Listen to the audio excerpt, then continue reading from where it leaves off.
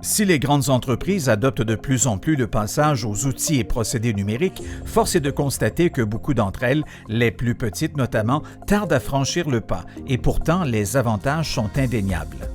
Tout entrepreneur en construction sait très bien que le succès de son projet repose sur un processus de productivité, de partage de l'information et d'échéancier.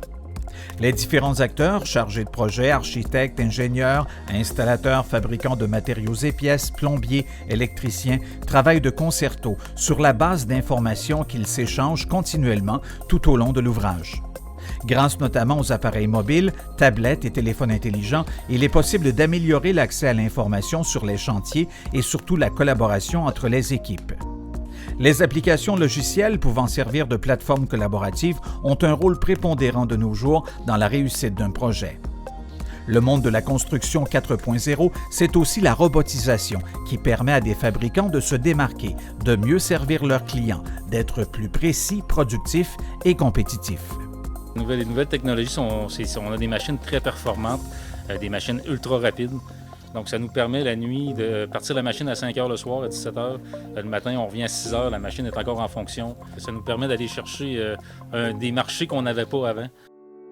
Les drones font aussi partie intégrante des technologies utilisées pour la construction. Le premier bénéfice est sa capacité à capturer des images rapidement depuis les airs sous forme de photographie ou de vidéo et de couvrir une grande zone rapidement.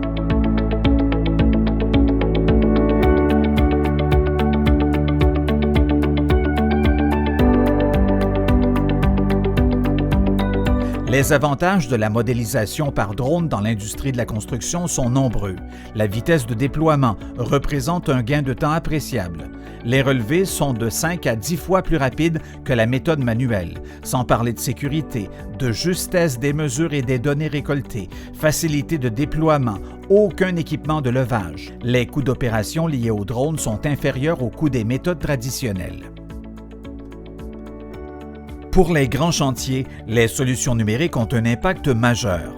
BIM, de l'anglais Building Information Modeling, est à la fois un processus et une technologie.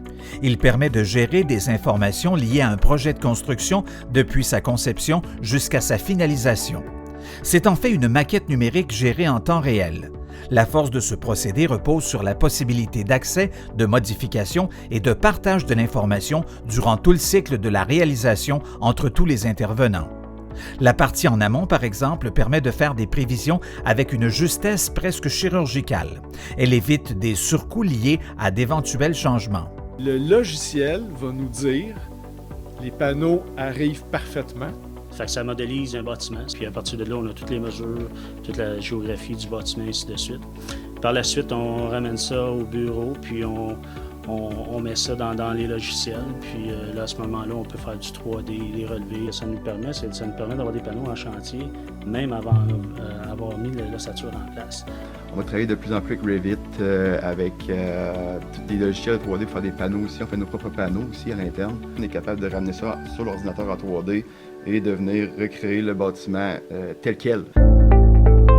En post-réalisation, la base de données produite grâce au procédé numérique permet de conserver toutes les informations liées à la réalisation du projet.